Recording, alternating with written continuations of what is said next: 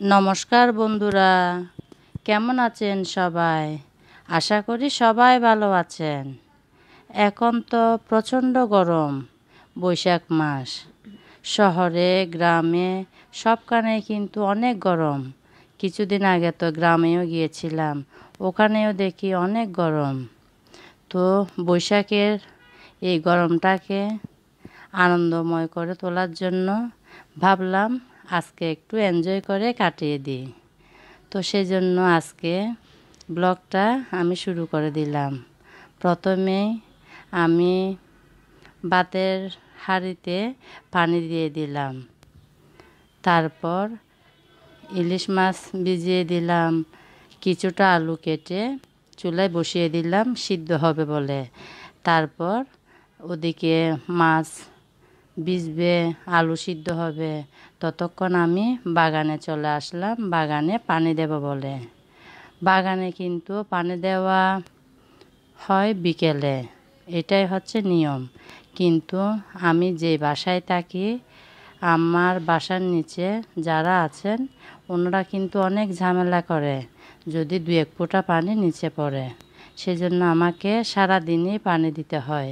একটু একটু করে আমি প্রায় ৩-৪ বার, অনেক সময় দেখা যায় যে বেশি গরম পড়লে ৪-৫ বারও পানি দিয়ে থাকি। তো এখনও আমি পানি দিতে চলে আসলাম বাগানে। এখন তো প্রায় অনেকটা বেজে গেল, প্রায় 11টা বাজতেছে।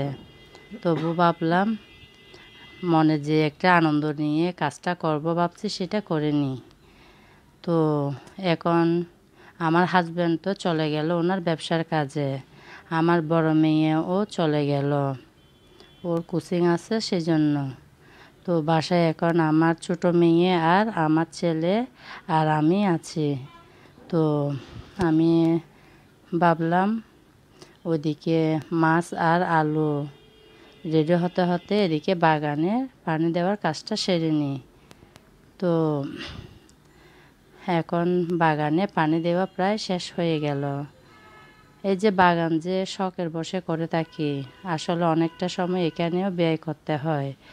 বাচ্চাদের যেমন অতি যত্নে লালন পালন করতে হয়, তেমনি বাগানের গাছপালাগুলোকেও আমি সেরকম করে থাকি। তো বাগানে পানি দেওয়া তো হয়ে গেল, রান্নাঘরে এসে দেখলাম মাছও ভিজে গেল। আমি 2টা মাছ ভিজিয়েছিলাম, কিন্তু আজকে আমি একটা মাছ নিলাম, কারণ আমরা যে কয়েকজন আছি একটা মাছ দিয়ে হয়ে যাবে। একটা মাছ আমি তুলে রাখলাম, আর একটা মাছ কেটে ধুয়ে পরিষ্কার করে নিয়েছি। মাছ কাটতে কাটতে দেখলাম আলু সিদ্ধ হয়ে গেল। তো সিদ্ধ আলু নামিয়ে আমি ভর্তা করে নিচ্ছি কাঁচা পেঁয়াজ আর লাল শুকনো মরিচ দিয়ে। আমার না কাঁচা পেঁয়াজ দিয়ে ভর্তা খেতে ভীষণ ভালো লাগে। অনেকে হয়তো পেঁয়াজটাকে একটু ভেজে নেয়, কিন্তু আমার এটা খুব একটা বেশি ভালো লাগে না, তো তাই কাঁচা পেঁয়াজটাই বেশি ভালো লাগে। তো আজকে ভাবলাম দুপুরের খাবারটাকে এনজয় করে খাবো, সেজন্য সকাল সকাল আমি যে ভাত বসিয়েছিলাম, অর্থাৎ সকালবেলা পূজার জন্য, আর আমার হাজব্যান্ড ব্যবসাতে যাওয়ার সময় অল্পটুকু ভাত খেয়ে যায়, সেজন্য সকালবেলা ভাত বসাতে হয়। তখন একটু বেশি করে ভাত বসিয়ে দিয়েছিলাম দুপুরের জন্য সহ, কারণ ভাবছিলাম আজকে দুপুরে পান্তা ভাতের আয়োজন করব। প্রচণ্ড গরম, এই আয়োজনটা কিন্তু মন্দ হবে না। ঠান্ডাও লাগবে বলে মনে হচ্ছে না বাচ্চাদের, কারণ এখন তো অনেকটাই গরম। তো প্রথমে তো আমি ভাতের হাঁড়িতে পানি দিয়ে দিয়েছিলাম, ভাত ওদিকে ভিজে যাচ্ছে, আর আমি আলুও ভর্তা করে নিয়েছি। তারপর ইলিশ মাছ কেটে ধুয়ে চুলায় বসিয়ে দিলাম। ইলিশ মাছ একদম সিম্পল করে ভেজে নিয়েছি আমি, খুব বেশি কিন্তু মশলা মাখিয়ে দিই নাই। আমার কেন যেন মনে হয় খুব বেশি মশলা দিলে ইলিশ মাছের ফ্লেভারটাই নষ্ট হয়ে যায়। এই জন্য আমি কম মশলা দিয়ে ইলিশ মাছ ভেজে থাকি।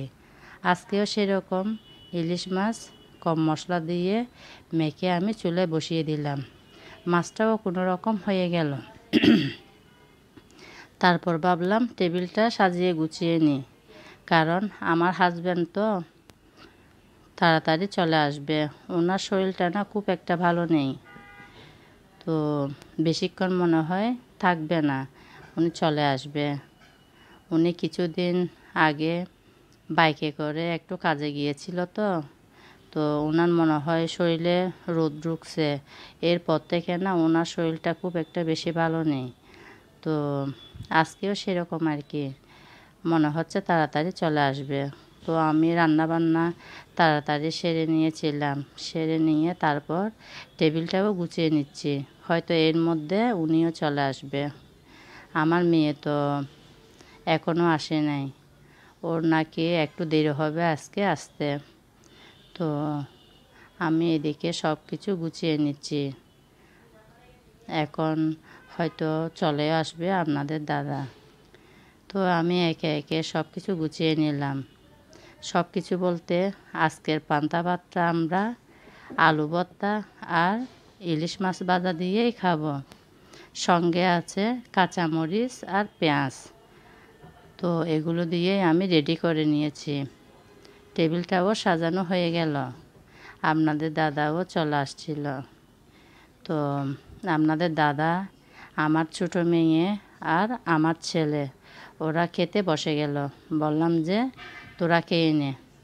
আপনাদের দাদা বারবার বলছিল মেয়ে বড়টা আসুক, একসাথে বসে খাবো, আনন্দ হবে। তো আমি বললাম আপনার শরীর তো খুব একটা ভালো নেই, আপনি খেয়ে তাড়াতাড়ি রেস্টে যান। তো ওনাদের তিনজনকে আমি বাচ্চা রেডি করে দিয়ে দিলাম। আমি আর আমার বড় মেয়ে পরে খাবো। তো ওরাও কিন্তু খুব এনজয় করে খেয়েছিল, বিশেষ করে আপনাদের দাদাও। আপনাদের দাদার না ইলিশ মাছ ভীষণ ভালো লাগে। যেমন আমার শাশুড়িরও কিন্তু ইলিশ মাছ, চিংড়ি মাছ এগুলো কিন্তু ভীষণ ভালো লাগে। কিন্তু আজকে আমার শাশুড়ি মা আমাদের বাসায় নেই, উনি এখন গ্রামের বাড়িতে। তো এখন আমি ওদেরকে ভাত বেড়ে তারপর দিয়ে দিচ্ছি, ওরাও খেতে বসে গেল।